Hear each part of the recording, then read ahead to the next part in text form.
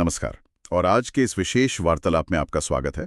आज हमारे सामने है एक बेहद पुरानी और कह सकते हैं आकर्षक भारतीय कथा, रानी मृगावती के विवाह की कथा से जुड़े कुछ महत्वपूर्ण अंश। जी हाँ, ये एक ऐसी कहानी है जो हमें सोचने पर मजबूर करती है। हम अक्सर सोचते हैं कि हमारी जिंदगी की दिशा कौन तय करता है, हमारी किस्मत, हमारे कर्म, या शायद कोई दैवीय शक्ति। ये कहानी इन्हीं सवालों के इर्द गिर्द घूमती है। बिल्कुल। और ये महज राजा रानी की कहानी नहीं है। इसमें देवताओं का दखल है, श्रापों का एक जाल सा बुना है। हाँ, और प्रेम की गहराई है, फिर बिछो का दर्द भी है, और भाग्य का एक अनोखा खेल तो है ही। सही कहा। तो चलिए इस कहानी के ताने बाने को खोलना शुरू करते हैं, इसके किरदारों के मन में झांकते हैं और उन घटनाओं को समझते हैं जिन्होंने उनकी जिंदगी को हमेशा के लिए बदल दिया। और इसकी शुरुआत होती है स्वर्ग से, है ना? हाँ, पितामह ब्रह्मा की सभा से। हाँ, बल्कि नहीं से, जहां दो दिलों का मिलना एक श्राप का कारण बन गया। कहानी का पहला सिरा जुड़ता है सृष्टि के रचयिता ब्रह्मा जी की सभा से। अच्छा। वसु विधूम, जो देवताओं के एक विशेष समूह यानी वसुओं में से एक थे, वो ब्रह्मा जी के दर्शन के लिए वहां पहुंचे थे। और ठीक उसी समय स्वर्ग की एक खूबसूरत नर्तकी और अप्सरा अलम्बुशा, वो भी वहां आई। और तभी अचानक जैसे हवा का एक झोंका आया और उनका वस्त्र थोड़ा सा हट गया। और बस उसी क्षण में वसु विधूम उन्हें देखकर मोहित हो गए और अलम्बुशा भी उनके रूप पर आकृष्ट होकर जैसे सुदबुद खो बैठी। एक पल के लिए वे दोनों एक दूसरे में खोसे गए। लेकिन ये सब ब्रह्मा जी की नजरों से छिपा नहीं रहा। सभा की मर्यादा और ध्यान भंग होता देख वे क्रोधित हो गए। जाहिर है। और उन्होंने उन दोनों को श्राप दे दिया। तुम दोनों ने इस पवित्र सभा में वासना को स्थान दिया, इसलिए जाओ मनुष्य लोक में पति पत्नी के रूप में जन्म लो और वहीं इस भावना का अनुभव करो। देखिए कैसे एक क्षणिक भटकाव ने दो दिव्य आत्माओं का भाग्य धरती से जोड़ दिया। हाँ, और यही श्राप इस पूरी कहानी की कह सकते हैं नींव बनता है। बिल्कुल। और इसी श्राप के चलते वसु विधुम ने धरती पर चंद्रवंश के राजा शतानीक के बेटे सहस्रानीक के रूप में जन्म लिया। और अप्सरा अलम्बुशा, वो अयोध्या के राजा कृतवर्मा की बेटी मृगावती बनी। और दिलचस्प बात यह है कि स्वर्ग के राजा इंद्र खुद राजा सहस्रानीक के पास आते हैं। अच्छा, इंद्र खुद आते हैं? जी हाँ। और उन्हें बताते हैं कि वही अलम्बुशा अब मृगावती के रूप में जन्मी है और वही उनकी भावी पत्नी है। ये भविष्यवाणी या कहें कि दैवीय सूचना सहस्रानीक के मन में मृगावती के लिए एक तीव्र इच्छा जगा देती है, जिसे उन्होंने देखा तक नहीं था। बिल्कुल, जिसे उन्होंने देखा तक नहीं था। सोचिए, बिना देखे ही किसी के प्रेम में पड़ जाना। इंद्र की ये बातें सुनकर राजा सहस्रानीक के मन में मृगावती को पाने की इच्छा और उत्सुकता जैसे आग की तरह भड़क उठती है। हाँ। वो इंद्र से विदा लेते हैं और इंद्र द्वारा दिए गए दिव्य रथ पर उनके ही सारथी मातली के साथ अपनी राजधानी कौशाम्बी की ओर लौट पड़ते हैं। उनका मन अब कौशाम्बी में नहीं, मन तो अयोध्या पहुंच गया था। हाँ, अयोध्या में मृगावती के पास पहुंच चुका था। लेकिन कहानी में एक और मोड़ आता है, रास्ते में ही। हाँ, तिलोत्तमा। हाँ, जब राजा सहस्रानीक अपने रथ पर लौट रहे थे, स्वर्ग की एक और अप्सरा तिलोत्तमा, जो अपनी सुंदरता के लिए विख्यात थीं, उन्हें रास्ते में रोकती हैं। वो शायद राजा से कुछ कहना चाहती थीं। प्रेम से पुकारती हैं, हे राजन, जरा रुकिए, मुझे आपसे कुछ कहना है। पर राजा का ध्यान कहाँ था? पर राजा सहस्रानीक उस वक्त मृगावती के ख्यालों में इतने डूबे हुए थे, इतने अधीर थे कि उन्होंने तिलोत्तमा की आवाज सुनी ही नहीं। उनका ध्यान पूरी तरह से उस अनदेखी राजकुमारी पर था। उन्होंने तिलोत्तमा की तरफ देखा तक नहीं। अब सोचिए, एक अप्सरा का इस तरह अपमान। हाँ, ये तो बड़ा अपमान था। तिलोत्तमा को ये उपेक्षा असहनीय लगी। वो क्रोध से भर गईं और उन्होंने तुरंत राजा को श्राप दे डाला।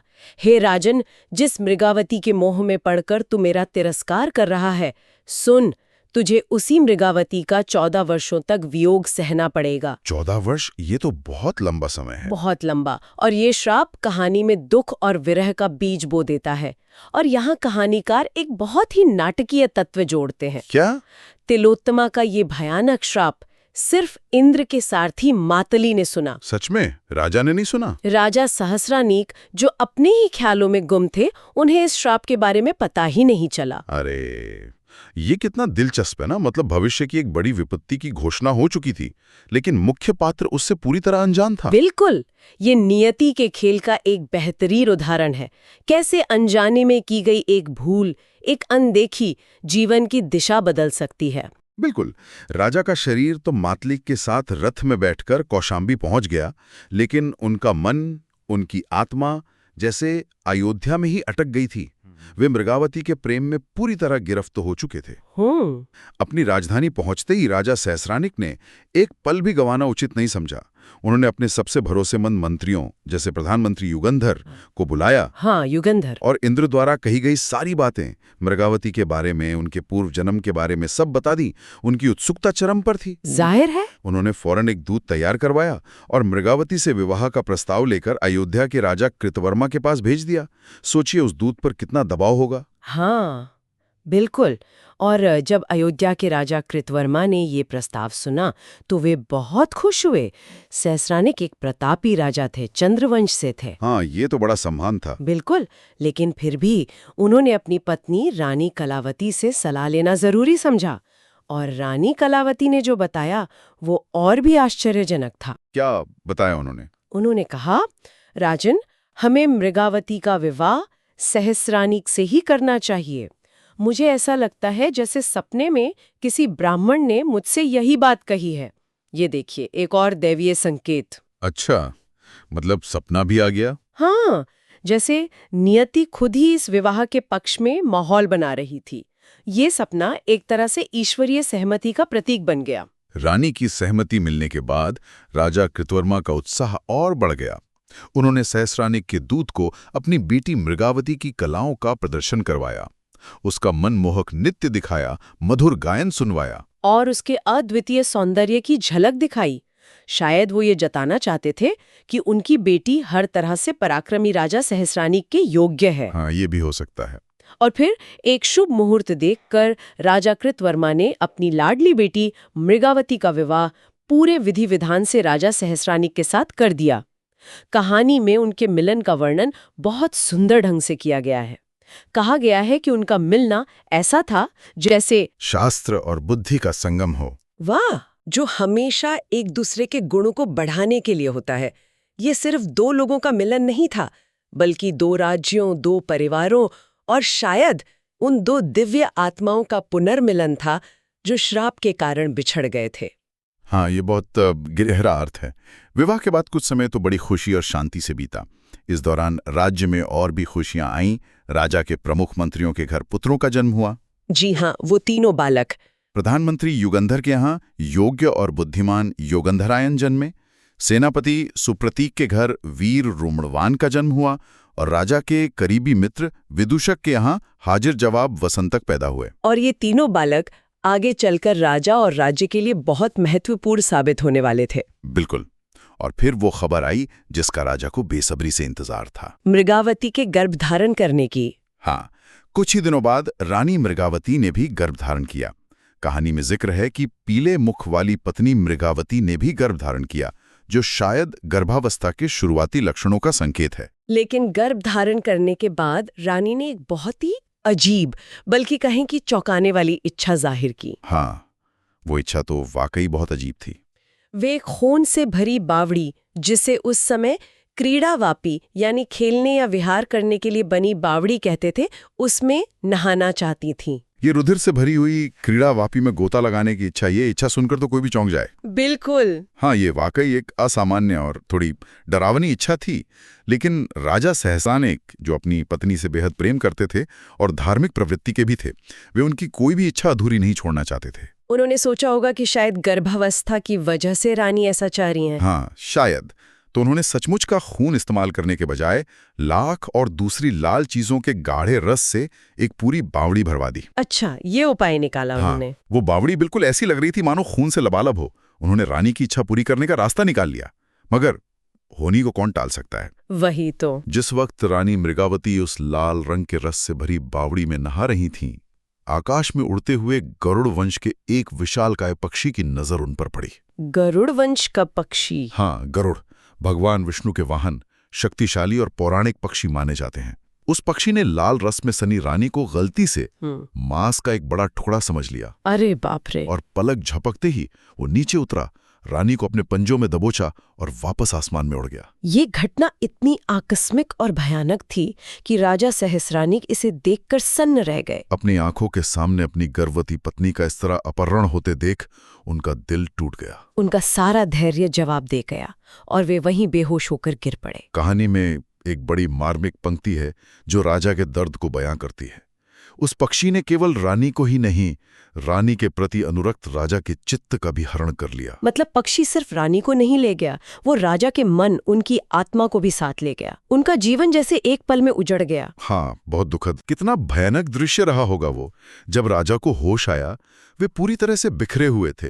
तभी इंद्र के वही सारथी मातले, हाँ मातले, फिर आते हैं, जो उन्हें पहले कौशाम्बी छोड़कर गए थे, आकाश मार्ग से नीचे उतरे। शायद उन्हें अपनी दिव्य शक्तियों से या इंद्र के द्वारा इस दुर्घटना का पता चल गया था। हाँ, ये संभव है। मातले ने राजा को इस भयानक दुख में सांत्वना देने की कोशिश की और तब उन्होंने उस राज को खोला जो अब तक राजा से छिपा हुआ था। तिलोत्तमा के श्राप वाला राज। बिल्कुल। मातले ने राजा को तिलोत्तमा अप्सरा द्वारा दिए गए श्राप के बारे में बताया कि कैसे राजा ने अनजाने में उसका अपमान किया था और कैसे तिलोत्तमा ने उन्हें 14 वर्ष के वियोग का श्राप दिया था। ये वही श्राप था जिससे केवल मातले ने सुना था। अच्छा, तो अब राजा को पता चला? हाँ, ये जानकर राजा को थोड़ी ढाढ़स बंधी। उन्हें अपने दुख का कारण समझ आया। ये वियोग आकस्मिक नहीं बल्कि एक श्राप का परिणाम था और इसकी एक अवधि तय थी, 14 वर्ष। ये जानना कि ये पीड़ा स्थायी नहीं है, शायद उनके लिए जीने का एक सहारा बना। हाँ, शायद। मातले अपना संदेश देकर और राजा को दिलासा देकर वापस स्वर्ग लौट गए। लेकिन 14 साल का वियोग भी कोई कम नहीं होता। राजा फिर भी शोक में डूबकर विलाप करने लगे। हाय प्रिय, आखिर उस निर्दयी तिलोत्तमा की इच्छा पूरी हो ही गई। पर अब उन्हें श्राप की अवधि पता थी। उनके मंत्रियों ने, खासकर बुद्धिमान युगंधर और अन्य साथियों ने उन्हें समझाया, धैर्य रखने को कहा। हाँ, इस उम्मीद ने कि 14 साल बाद उनकी मृगावती उन्हें वापस मिल सकती है, उन्हें किसी तरह जीने की शक्ति दी। अब कहानी का रुख मुड़ता है रानी मृगावती की ओर। हाँ, उधर रानी का क्या हुआ? वो विशाल पक्षी जब काफी दूर उड़ गया तो उसे एहसास हुआ कि जिसे वो मांस का टुकड़ा समझ रहा था, वो तो एक जीवित स्त्री है। शायद घबराकर या किसी और कारण से उसने रानी को उदय पर्वत नाम की एक बहुत ही दुर्गम अनजान जगह पर नीचे छोड़ दिया और उड़ गया। उदय पर्वत, बिल्कुल अनजान जगह। जरा कल्पना कीजिए रानी मृगावती की हालत। गर्भवती, अकेली, एक अनजान जंगली पहाड़ पर, अपने पति से बिछड़ी हुई, भयभीत और असहाय। वो जोर जोर से रोने लगी। और उस निर्जन जंगल में उन पर एक के बाद एक मुसीबतें आने लगीं। पहले एक विशाल अजगर उन्हें निगलने के लिए आगे बढ़ा। रानी की तो जैसे जान ही निकल गई। लेकिन तभी चमत्कारिक रूप से एक दिव्य पुरुष कहीं से प्रकट हुआ। उसने उस अजगर को मार डाला, रानी की रक्षा की और फिर वैसे ही गायब हो गया जैसे आया था। ये तो दैवी हस्तक्षेप हुआ। बिल्कुल। ऐसा लगता है जैसे कोई अदृश्य शक्ति नियति के खेल में भी उनकी रक्षा कर रही थी। लेकिन रानी का दुख इतना गहरा था कि उन्हें जीने की इच्छा ही नहीं रही। निराशा और पीड़ा से भरकर उन्होंने आत्महत्या करने की सोची। क्या? उन्होंने देखा कि एक जंगली हाथी उनकी तरफ आ रहा है और वे उसके सामने कूद गईं ताकि हाथी उन्हें कुचल डाले। अरे नहीं। लेकिन यहाँ भी एक अजूबा हुआ। उस विशाल हाथी ने भी जैसे उन पर दया करके उन्हें कोई नुकसान नहीं पहुंचाया और चुपचाप वहां से चला गया। ये तो अविश्वसनीय है। हाँ, कहानी में इस घटना पर एक टिप्पणी है, ईश्वर की इच्छा से क्या नहीं हो सकता। ये पंक्तियां भाग्य और दैवीय इच्छा की शक्ति पर जोर देती हैं। शायद रानी का जीवन अभी बाकी था, उनकी नियति में कुछ और लिखा था। गर्भ के भार से थकी हुई, पति के वियोग में व्याकुल, हर तरफ से निराश रानी अब और सहन नहीं कर पाईं और फूट फूट कर रोने लगीं। उनका वो करुण क्रंदन पास के जंगल में फल मूल इकट्ठा कर रहे एक मुनि पुत्र यानी किसी ऋषि के युवा शिष्य ने सुन लिया। अच्छा। जब उसने पास आकर रानी को देखा तो कहानी के अनुसार वे ऐसी लग रही थी मानो मूर्तिमती शोक देवता हों। दुख और पीड़ा ने जैसे साकार रूप ले लिया हो। वो मुनि कुमार बहुत दयालु था। उसने रानी से उनकी पूरी दुख भरी कहानी सुनी। उसे रानी पर बहुत दया आई। उसने उन्हें धीरज बंधाया और कहा कि पास ही में महान जमदग्नि ऋषि का आश्रम है, वे उन्हें वहां ले चलेगा। जमदग्नि ऋषि, परशुराम के पिता? जी हाँ, वही अपने तप और ज्ञान के लिए प्रसिद्ध थे। आश्रम पहुंचकर रानी जमदग्नि ऋषि से मिली। ऋषि अपनी दिव्य दृष्टि से पहले ही सब कुछ जान चुके थे, रानी का अतीत, उनका वर्तमान दुख, सब कुछ। रानी दुख के मारे उनके चरणों में गिर पड़ी।